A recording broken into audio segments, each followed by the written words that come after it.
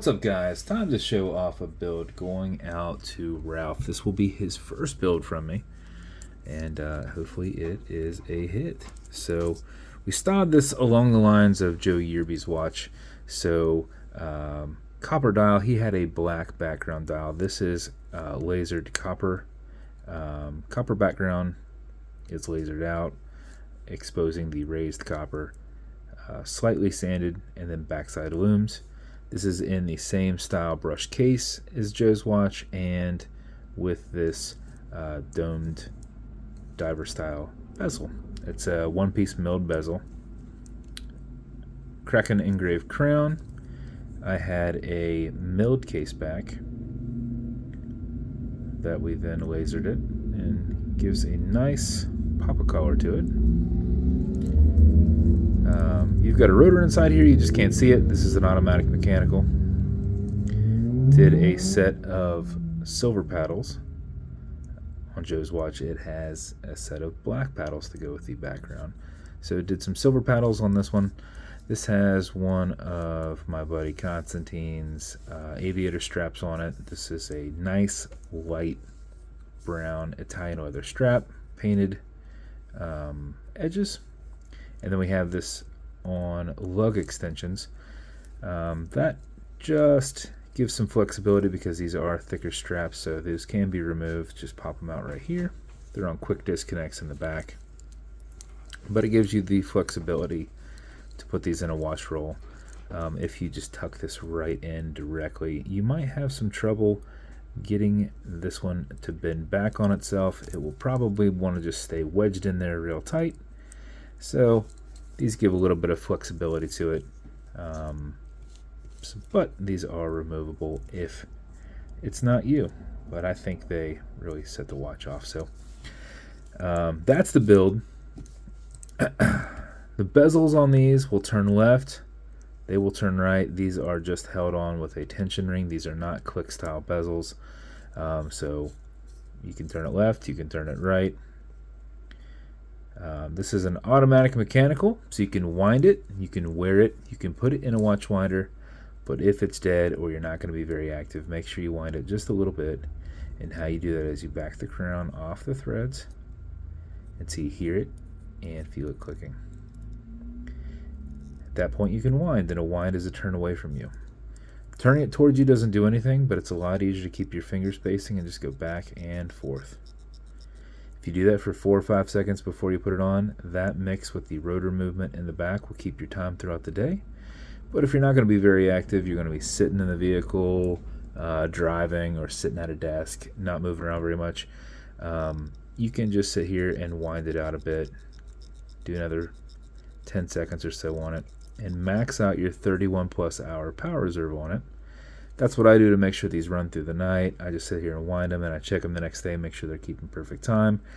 That means that the hands aren't touching, they're not binding anywhere, the dial isn't, touching against the pinions, or that there's any gearing issue where there's friction. So I wind these things up, wind them out. You cannot overwind it, so don't worry about that. You can wind it all day if you'd like. But you'll notice you've got a little bit of play in there, so when you're off the threads you'll feel that play, and that is actually a wobble crown. So when you pull it out to the one and only click, you can now set your time, and you'll also feel that wobble crown a little bit more. This deflects lateral pressure from going into the stem and into the movement, so when you're pushing and prying on it, you're not putting any adverse pressure on anything. So it is a design feature. It is not my crown's falling off. It has nothing to do with that. It will not fall off. That is what it's supposed to do. So that said, okay Google, what time is it? 4:51 p.m. When you're good, you're going to push it over, get it out of that time setting, and then screw it down. And that should line up pretty much perfect with pointing straight down. So that is the build. So this was a lasered copper dial. These take a little bit longer to do if you're wanting one. They cost a little bit more. It's just a harder material for the laser to get through. And done this way, it takes a lot longer than lasering just out the Kraken because the whole background is lasered out. So has a nice little distressed look to it. And this is actually copper. Let me grab the light just to show off the loom on it as well. So now you can see it. But more importantly, you'll be able to get a feel for it here.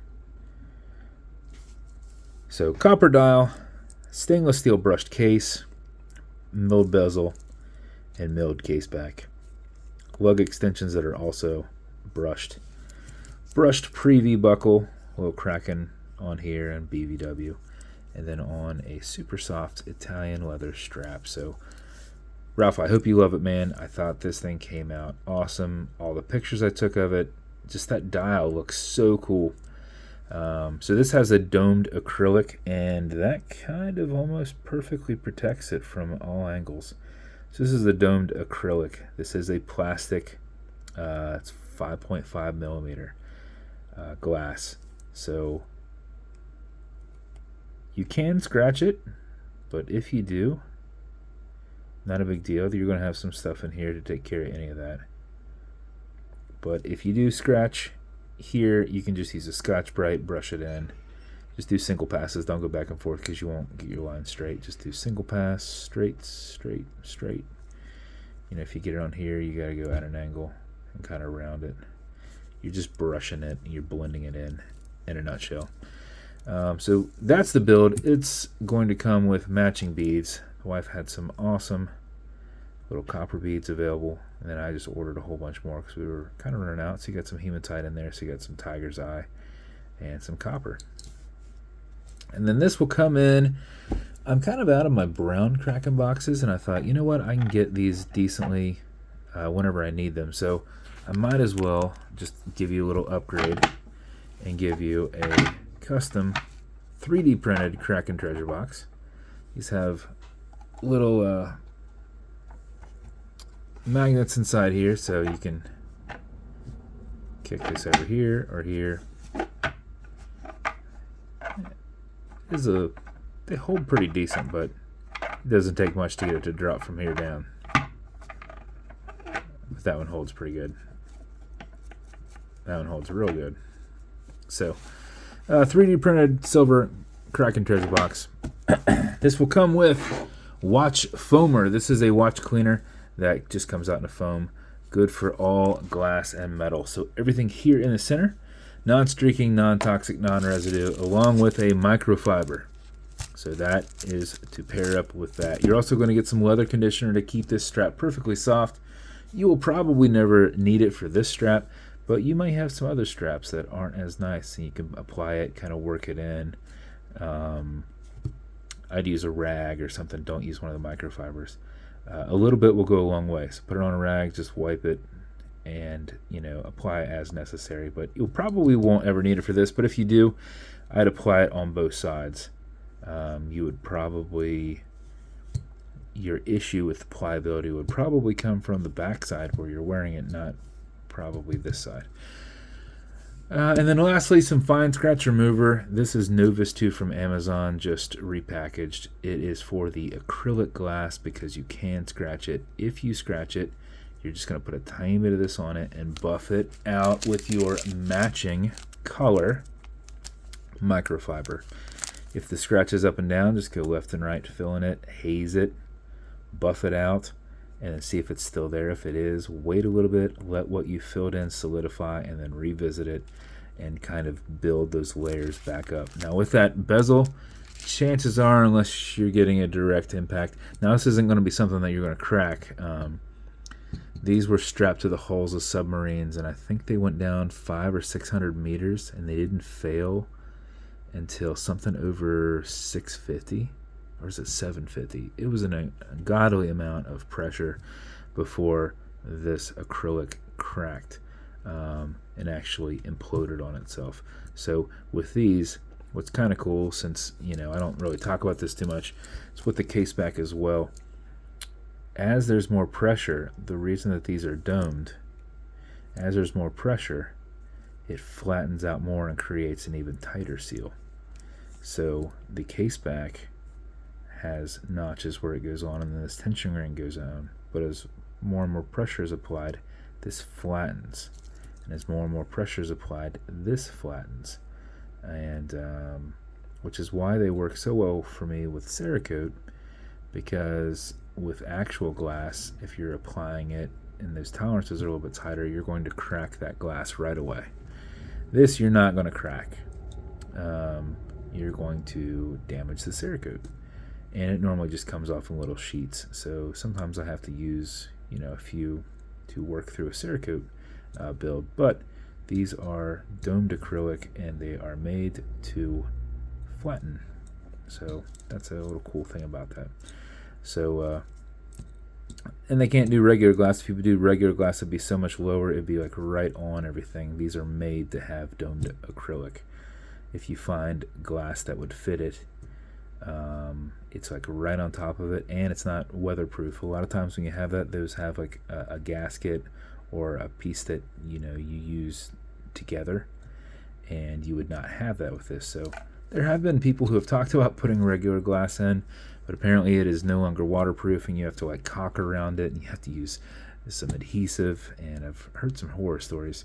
You can get these with sapphire glass as a special 090 case with a quick bezel, but it's a completely different style case than this, and it was manufactured for those people who want that. But that's just a little cool story on the Vostok glass. So Ralph, I hope you love the watch. Sorry for the longer video. I know it is your first watch from me. In the future, all videos will be pretty much like this. I go over what the watch is, and then I tell you how to wind it and how to set everything, and then what it comes with. So 60% of each video is the same, but that's just because I'm pretty much working on the same platform. So hope you love it. I've only done a few copper dials. They are a little more pricey to do, and I haven't done very many of those 3D printed boxes, so I hope you like that as well, man. So I will get this out in the mail to you tomorrow, and for those of you watching, if you want me to make you something custom and unique, reach out and I'll see what I can do. And if you want to continue to see videos like this, like and subscribe as I put them up all the time. Thanks, guys.